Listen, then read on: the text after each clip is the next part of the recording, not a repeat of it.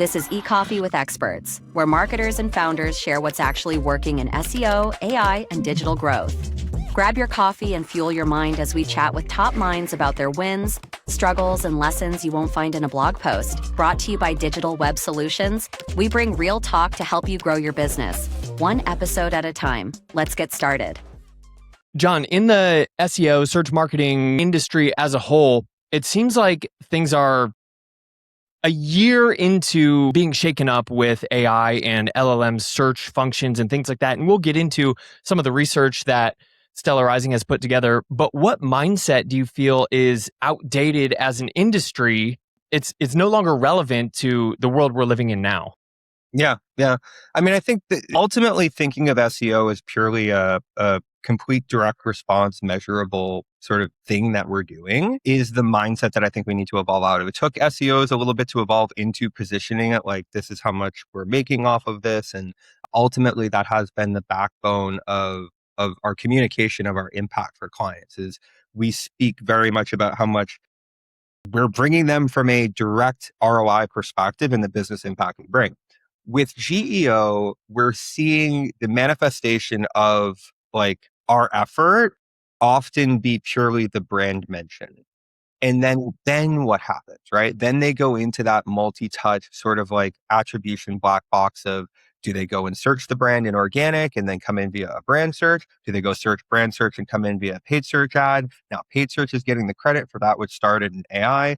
And so we really start to have to look at measurement for AI more as almost like a brand marketing initiative, the way that we've thought about brand marketing in the context of correlation, in the context of, not that correlation is causation, but like if we're literally seeing massive growth in share of voice and huge amounts of referral traffic from AI, and that's correlating to these unexplainable growths in brand search, then that might be something that we can correlate. So I think we're going to have to start evolving our thinking to look at things that maybe SEOs weren't super concerned with before. Post-purchase survey, multi-touch attribution, like literally getting into what happens after that sort of like, we got the share of voice, we got the AI mention. Really, that's where a lot of my work with the team is today, is helping to bring clarity within that business impact and really brand search demand and post-purchase survey evidence that people first heard about you via AI are two of our kind of like chief answers for that. The post-purchase survey, it seems like the Occam's razor principle, like the simple answer is often the best one, right? It's like, well, how can we have Google Search Console, we have Looker Studio, we have all these cool measurement tools, but funny enough, we just send a Google form or something like, after somebody purchases, and that's how we're getting more of this direct attribution so we can prove out our initiatives and then go to the executive team and ask for more budget for next year. In terms of business impact, like where do you find that are there any campaigns that you're doing in the search landscape that are easier to track the business impact? Like maybe that's digital PR and you're seeing more citations in LLMs and that's like causing a direct click through to, something. I'm just curious if there's anything direct like that. Yeah, I mean, I would say that while it's not necessarily, again, I don't know if it's we're not necessarily getting to business impact, but we're starting to get to things that have accepted business impact historically. For instance, impressions and views to videos. So our work within social would be the place that I would actually point to as outside of just saying, all right, we're getting cited or we're getting the client website cited. Where are we pushing out into citation and growing citation share outside of our own sort of web properties? And one of the biggest things that we've been focused on has been really social search and leaning with our clients to optimize their YouTube videos, their TikTok videos, to an extent, Meta and other platforms, but really primarily TikTok and YouTube. Where in some cases, we're seeing as many as 70% of the videos that we've optimized end up cited in citations for the same types of prompts that we're going after within the way that we're approaching the video. And so that's where we can come to the client. We can say, not only is the GEO work resulting in the citation, but then in addition to that, these videos are garnering views in part because of their presence in AI, but in part because they're optimized for the landscapes that they live in. So they're optimized for YouTube. I think this will go up on YouTube, so hi YouTube. So they're optimized for YouTube. They're optimized for TikTok. And so that's where there's this, we're doing it for this reason. And we're achieving that, but then we're also getting this other outcome and manifestation of views, which we have been able to successfully correlate positively at more than 50% to brand searches. So in essence, like if you take a brand that's kind of like just like blowing along, and then you all of a sudden have these like 20,000, 30,000 view TikTok videos or 100,000 view TikTok videos, and then you're starting to see these correlative spikes in brand search, we're able to pretty reliably look with a 7-day lag or a 3-day lag, depending on the sort of like video and the situation, and see strong correlation between the video views and the brand searches. So we're doing this GEO thing, which then results in citation, which then results in additional video views, which then we can correlate to increases in brand demand, which without, sort of like the video wouldn't be there in the first place if someone wasn't trying to do GEO. So it's like the whole ecosystem maps back to why we're doing it. And then ultimately, these are the sort of like touch points and manifestations of it along the way, wherein I think we can all agree, like, we can't pick apart which brand search was a result of our AI work, but we know we want more brand searches. And if we can get more people searching our brand and more people onto our website via brand search, it's generally going to go better for us. And so this is about as good as I've come up with so far. Yeah. In terms of how to connect dots here, outside of purely post-purchase survey, and then literally capturing, revenue values off the page and assigning those and saying, okay, this person said that AI was where we heard about us, which, I think is very valid too. Like there's a lot of issues with post-purchase survey and that having issues with self-reporting, but similarly, it is a very elegantly simple solution that answers for a lot of what we're trying to solve for. And some studies are showing that as in beauty, as many as 20% of people are citing AIs where they heard about a brand that first led them there. And nobody has 20% of anything AI in their GA, right? Nobody has 20% traffic in GA. Nobody has 20% revenue assigned. So there's something happening here that we all can't see. And we have to figure out how to see it so that we can continue doing this work and demonstrating the value to our stakeholders. Yeah, absolutely. You're talking about something which is the unified approach to marketing strategy. Now, there are still agencies that specialize in whatever channel, whatever platform, whatever strategy you want to think of, whether that's organic or paid or whatever. But to your point, all of this has to work together in the search everywhere optimization landscape. But using third-party tools can be, they're spread all over the place. And like, how can we validate that they are actually giving us accurate data? Stella Rising has some proprietary tools like Talk Track, Search Track, Brand Track. Instead of just relying on these third-party tools, do you have, how have those influenced the decisions about how to execute a strategy? Like, how have the data from those influenced the decisions? Yeah, good question. So in terms of Search Track, I think to your point about all of these disparate platforms and measurement, Search Track is really our answer for that, in the sense that it is a unified platform that provides you with one share of voice score that basically aggregates your share of voice across the individual measures. So we're pulling talk track data, we're pulling chat track data, which are basically our AI landscape and social search tracking platforms. We're pulling data from YouTube. We even have like retailer and paid search, and creating this sort of like unified view of your visibility within search. You're kind of hitting on our philosophical approach, is that is like what we're doing is search everywhere. It's a unified approach. And then, in terms of where chat track and some of our custom dashboarding is really providing a lot of insight, is ultimately the way that I think about GEO is it's ultimately a measurement framework with which we view a go-to-market strategy that is focused on search. So the GEO layer is where we're measuring how our website shows up, how our retailer pages show up, how our social shows up, how our press and PR shows up. These are all existing practices that were, around before GEO. So I'm definitely not in the camp of like, fire SEO agency, GEO is here to stay.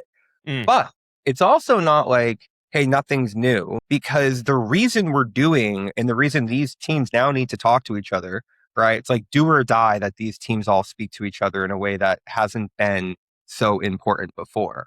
And so that's where the GEO piece comes in, saying, look, all right, we can all agree these are prompts we want to show up for. This is what we think our consumer is talking about. And I emphasize think because nobody really knows with any certainty. So this is what we all think our consumers are asking. when we run those prompts, that's when we can start to understand what I'll call the citation landscape. So we'll literally build like a dial of all of the citations. What types of websites are we talking about here? Are they retail sites? Is it social? Is it the brand website? So one of the things that I guess commonly see is sort of like maybe an error that a lot of people make in GEO is they'll sort of like look at prompt visibility and then they'll start trying to optimize their website as their primary means of getting more visibility, right? We got to do FAQ, got to get the schema, we got to whatever, right? Meanwhile, brand websites make up like 6% of citation across the prompts that they're asking, and all of these answers are coming from other places. And so a lot of our focus really needs to be on, okay, how much of it's social? How much of it is going to be PR, offsite? Where's the listicles in this play? Where's our like endemic partnerships with our media buys and anything that we might be doing at more of like a traditional media perspective? These are all now part of your GEO strategy. Stuff that used to be purely like media, buying, etc. GEO doesn't care about if, the Allure article that puts you in the top 10 was a sponsored post or not. The insights we get from Search Track are not only just like where are we visible, where we're not, but it's where the work needs to be done. And that's really what I meant about this like prism with which we view the work at hand. Some of it needs to happen in retailer pages. Some of it needs to happen on our website. Some of it needs to happen out there in the general PR landscape. Hey, we hope you're enjoying the coffee and the conversation so far. This show is powered by Digital Web Solutions. And if you've ever wondered how the biggest brands actually build authority, this is it. DWS has a massive network of over 250,000 publishers, real sites that help you rank on Google, and more importantly, stay visible in AI search. It's the heavy lifting most teams just can't do on their own. As a thank you for listening, they're offering an exclusive free strategy call just for our eCoffee listeners. It's a great way to map out your authority plan for 2026. Just click the link below to book yours and see how they can help scale your brand. All right, now let's get back to the show. I think there's a difference between owned and earned, where earned is typically like digital PR, anything off page. And then owned is like, you kind of mentioned schema or FAQs.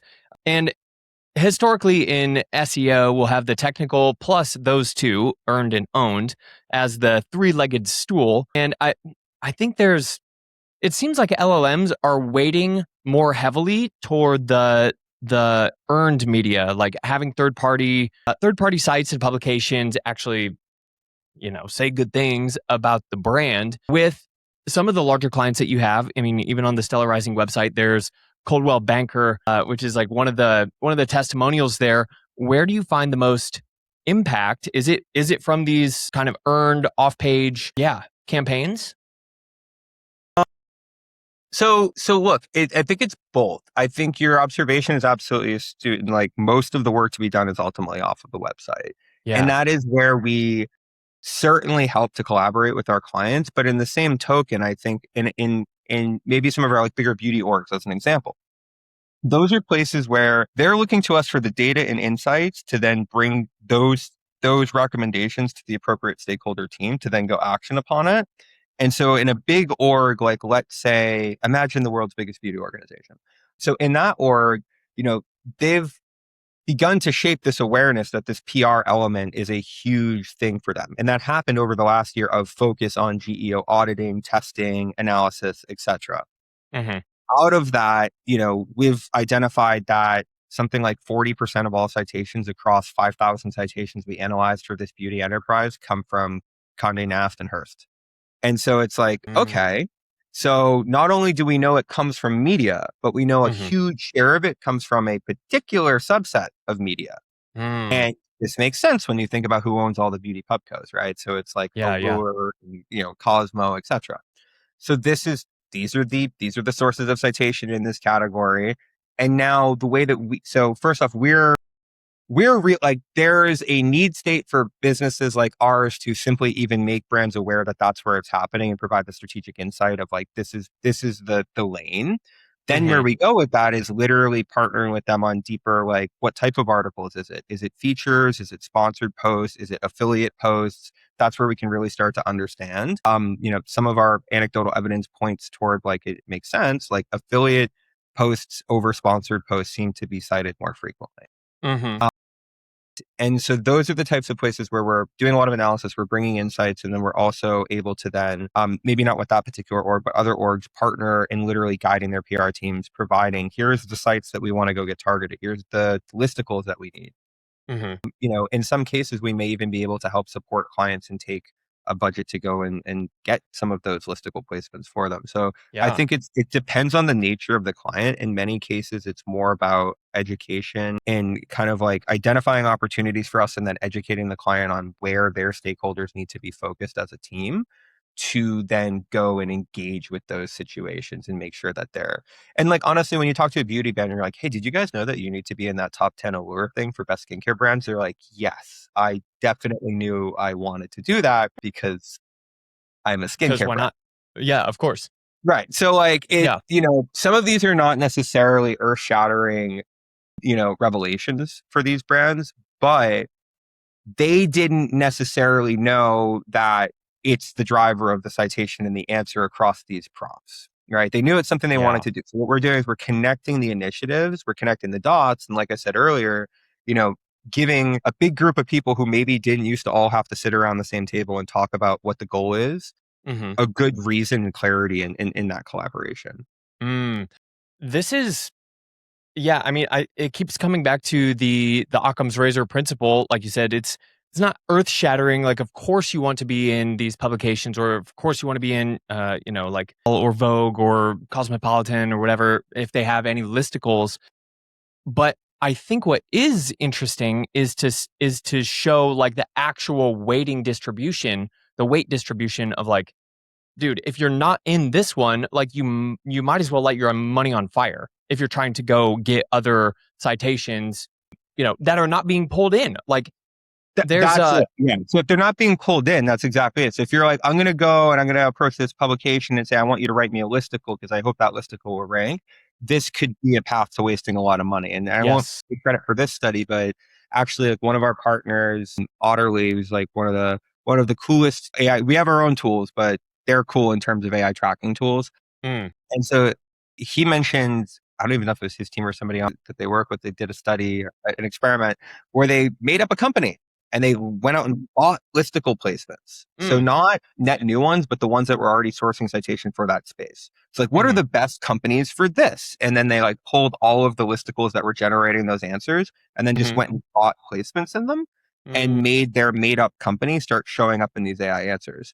So it's not just that you want listicles. It's not just that you want listicles from the publishing companies that tend to be cited. You in fact want to try to go buy what the black hats will call niche edits. And you like want to go and like literally get that article edited. I'm giving away gold here. You want to get that article edited to place your name in it. You think about going back to, like, let's say you're not the world's biggest beauty company and you're like some agency or SEO provider, or you're like a SaaS tool company or something like that. Like, some of these listicles might be expensive, but like the long tail of them are probably gonna, like, nobody even reaches out to them, And like, if you're like, I'll give you $200 to put me at the top of the list, you're gonna have more luck getting that type of thing than going and being like, can I get a backlink? And in this case, you can be like, Relic was sponsored, no follow. Like, you're not trying to buy backlinks. This is about buying backlinks. John Mueller, don't come get me. This is about just buying placements where you believe your audience is going to be, right? Yeah. And that's what marketing is, right, guys? I mean, yeah. Right? Exactly. So like, we're buying placements where we believe our audience to be. So I think that there's a very viable track here in identification and like the future of authority building and agency servicing around offsite. The history has been very pay driven, but now the future can be pay driven in a more transparent manner that doesn't necessarily have to have an intention of manipulating the Google algorithm. Yeah. Maybe it's manipulating other algorithms. I don't know. But like, it's not our problem. Yeah, right. Like, I don't know, right? Like, I think like we're people who bought the good TV ads manipulating, mental algorithms and TV, placement, right? It's just like, we're just optimizing. It's psychology. Yeah, exactly. Yeah. So that's where I think from an offsite perspective, there's probably some very viable plays.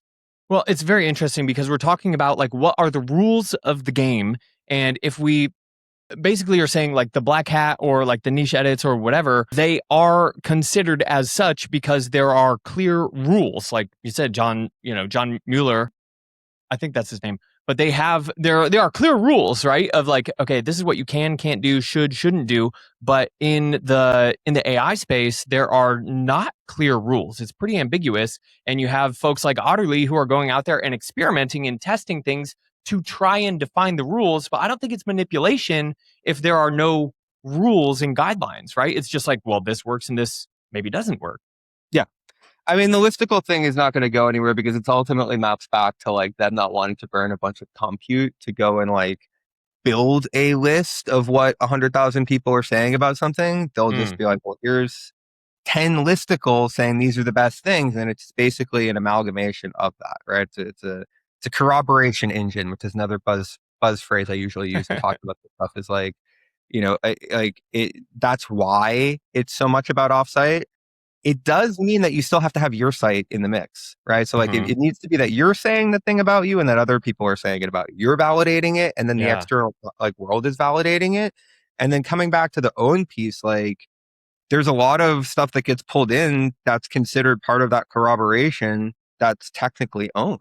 So your YouTube profile, Crunchbase, like Web 2.0 is back again in terms of like where can you control the messaging about your brand?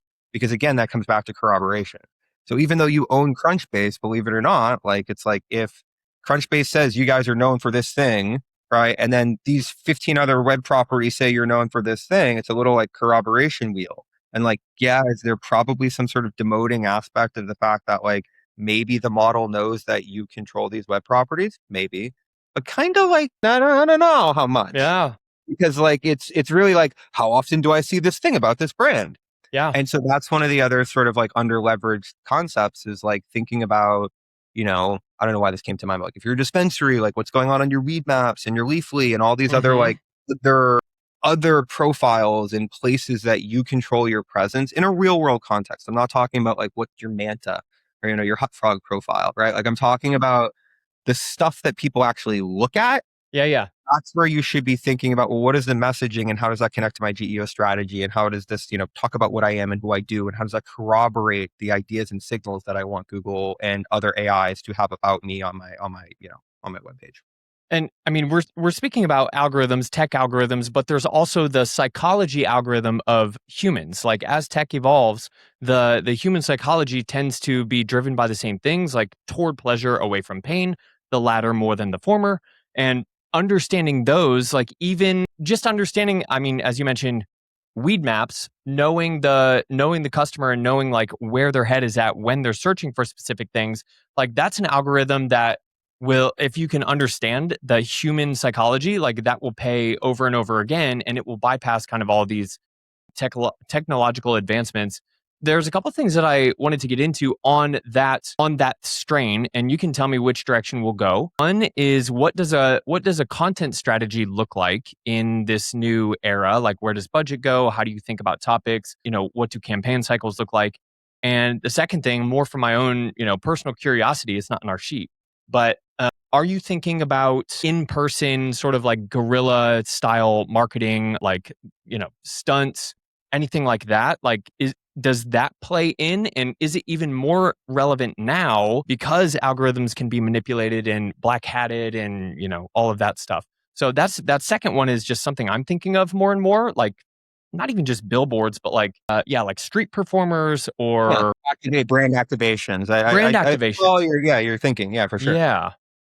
Yeah. Well, let me work backwards there if it's okay. In terms of the brand activations piece. Look, I think I'm reminded of one of my first sort of mentors in the agency space. And this was like 2013 or so, 2014. He's talking about the importance of just being idiosyncratic and doing things that are different and weird and unique.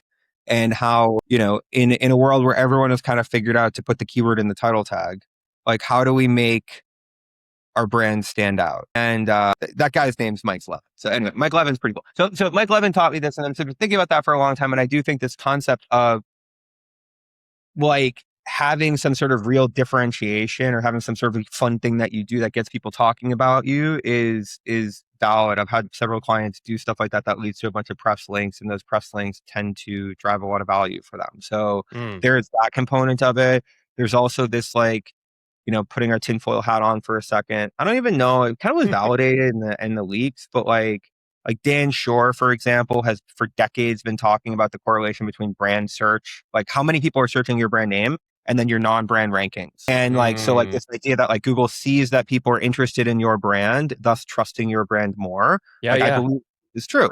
So if you go and you do some massive brand activation and you get people searching your brand, like what's this thing? And there's these massive influxes of brand. Obviously if it's not sustained, then the impact wouldn't be sustained. But this seems like it's good for us, right? Yeah. I think so too. And similarly, just like the more people you have, like again, searching your brand, like I do believe in a lot of the classical marketing education. And so like, one of my first mentors before I got into like the actual working in a marketing agency or in a marketing role taught me about the whole Mercedes study and like, the 6 positive brand impressions that Mercedes did this big study like in the 50s. So I'm sure it takes more taps to sell a Mercedes today than 6. But basically, they identified that it took 6 positive brand impressions before someone would even like have any positive memory of the brand. And so, I think coming back to a lot of the work that we do in SEO, actually thinking about like a Will Reynolds speech from 10 years ago, like even if Moz ranked in number 3 on a page when you're asking an SEO question, but like Joe Schmo and like, Page One Sage or whatever that other agency is like ranking number 1 and number 2, like you're going to click Moz, right? Like why would you click Moz? Because of brand, because I know Moz, because I trust Moz, because I like Moz. That's hugely valuable. And I believe that those like real world experiences where you create positive brand affinity can bring you those. And then from a more tactical, like again, coming back to the leak and everything like that, like, well, Nav Boost indicates that like, the more that people click this, maybe not Nav Boost, but like another attribute would definitely indicate the more that people click your result, even in number 3, like again, that user behavior is going to back up over time the idea that you should rank higher. So totally all connected and definitely important. I did forget the first part of the question though. So I mean, this is great because it's everything everywhere all at once, and real interactions with a brand as a human tend to translate into online traction. I mean, I think that's the idea is like the Will Reynolds thing.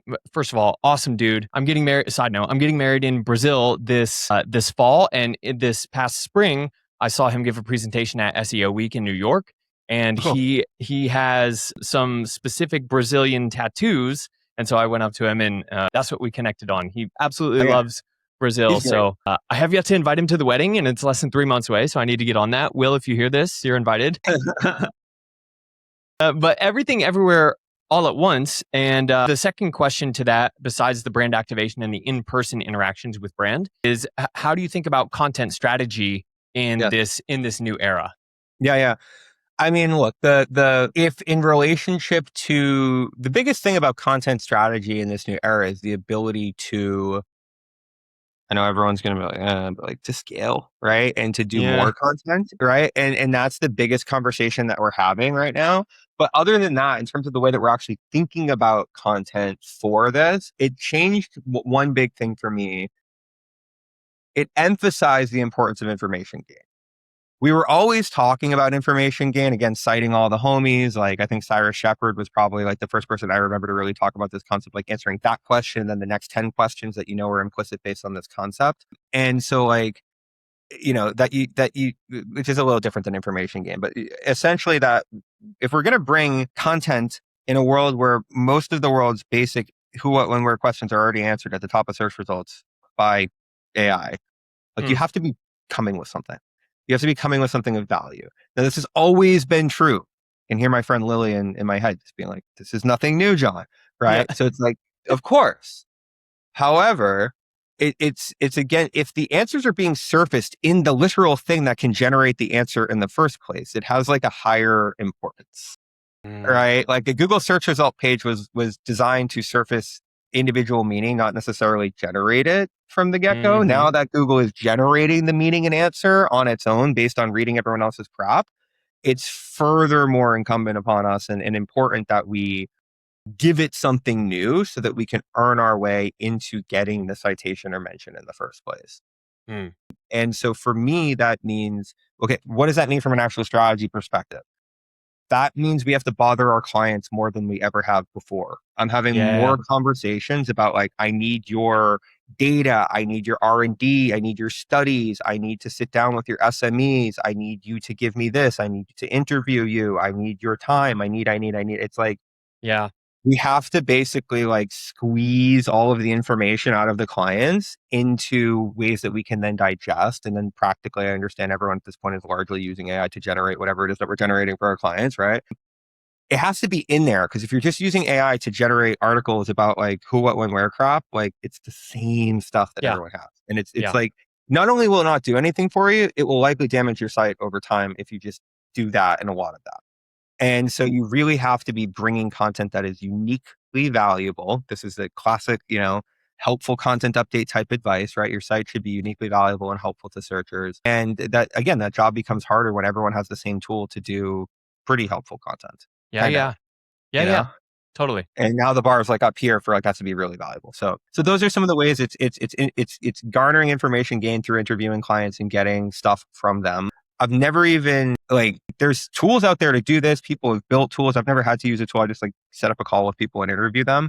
Mm-hmm. But there's all sorts of ways that you can get that from your clients. And then the other piece would be basically there's places that AI didn't do a great job of training, or like it wouldn't explicitly cite that it was training on. So like one of my favorite things to do, and I'm doing this a lot of places in my strategy, is like Google and the whole world seems to be concerned with what people think on Reddit. Yeah. And Yeah. so I'm hooking up Reddit scrapers Mm-hmm. and like other review platform scrapers. So let's say we're writing like a PDP description Mm-hmm. and it's like something that we know that people are talking about on like Alta and Reddit a bunch. We might then Mm-hmm. go out and do scrapes of those platforms and come back with like, here's what people are saying, or here's why you'll love it. And trying to pull stuff out of places that like, yes, technically AI and Google might have access to, but like how many millions of Reddit threads are they reading?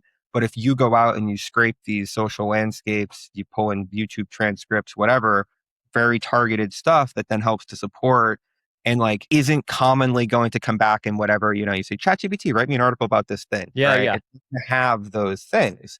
And so even if you don't have true client information gain or things that are unique, you can start to basically like crowdsource them from places that the most models are not going to have readily available. Or if they do, it's so tokenized into abstraction that it's not like this person on this subreddit said they like it because of this. And like it's not going to be cited in that way very frequently, unless it's literally a citation, in which case, of course, it would, right? And that's where all the citations are coming from, like no doubt. But what I'm saying is that there is assuredly, if you were to like go and ask, hey, what do you think about this product, right? And to ask ChatGPT, you're going to get a different level of depth and information as to what people think about that if you literally go out and scrape Reddit 200 answers deep or 200 threads deep and then come back and amalgamate that as opposed to whatever chat or Claude is already getting. So those are some of the like tactical, like the strategy piece has changed in the sense that we need to now be not producing basic who, what, when, where stuff. It needs to be innately connected to commerce. It needs to be innately connected to like our actual prompt strategy. I'll be the first to admit I start to go into tactics there, but I think ultimately the strategy broadly is to not create AI slop and to create content that's exceptional and above and beyond. And the ways to get there are all the ways that I just sort of described. John, you are bringing up when we hear about the last defensible moat in the AI world is taste, and everybody thinks of Rick Rubin and like growing your hair out and like basically I make that analogy all the time. Right? Yeah. Everybody thinks about taste, but I have people no are like, technical what is ability taste? whatsoever. What you just described, I think, is taste. Like to be good at search marketing in 2026 and beyond, you yourself have to be good at searching and researching and understanding like, okay, out of the millions of Reddit threads that are talking about beauty products in general, which are the specific 10 that are going to be most relevant to my clients? And that requires understanding the end consumer as much as it requires understanding what the algorithms are looking for and pulling in, with hopefully the dots being connected of if I primarily hack the psychology algorithm, the tech algorithms are sure to follow, because as tech evolves and AI becomes more human, like what does it mean? It means that it becomes like if AI is becoming better, it means it's becoming more human. So if we're a step ahead and thinking about the human psychology algorithm, then surely we are already ahead of the algorithm. That's how I'm interpreting that, and I think that's That's an interesting take, and I will say that everything I do is really rooted in. I'm hugely influenced by Dr. Cialdini's psychology, or the principles of persuasion, and sort of his work around human psychology and the psychology of influence. And that was something that, again, was sort of imparted to me by like my first job. My first job was I worked at a dental practice consulting company where I did Photoshop. So it was very different, but he was a really good marketer, and I got to listen to him and learn sort of like a master degree level of all this sort of marketing stuff. And what you said really resonates with me, because like ultimately, whether I've been doing SEO or paid search or GEO or whatever the sort of take, we're trying to speak to people and ultimately influence people. And so, as long as we're focused on that, I think the you'll be in a good place algorithmically. Yeah, that's it. That's the one. I think that's a good place to end, John. Where can we find more about you and about Stella Rising, and how do we reach out to you if we want to talk one-on-one? Yeah, cool. So Stella Rising, visit stellarising.com. Also, if you want to reach out to me, John Morabito SEO on X, Twitter, whatever. You can find me on LinkedIn too. My email is jmorabito@stellarising.com. So if anyone wants to like get together for a meeting or have me put together a little GEO audit, we can show you what our tool does, all the above. Nice. So yeah, would love to hear from anyone. We didn't even get into the most recent infographic. I don't know if it's the most recent one, but the Stop Guessing How Consumers Use LLMs. Definitely check that out. That's on the stellarising.com blog. And yeah, man, I was just looking through that before we jumped on, and there's a lot of cool stuff in there, a lot of research, which, yeah, it's not creation, like the content creation piece and like the production, I think has pretty much been solved with AI. Now it's about the extraction and the research and the taste component, which I think you're doing a really great job of. So Thank you. Thank you for so being much. a great guest, John. My pleasure. Thanks for having me. Cheers.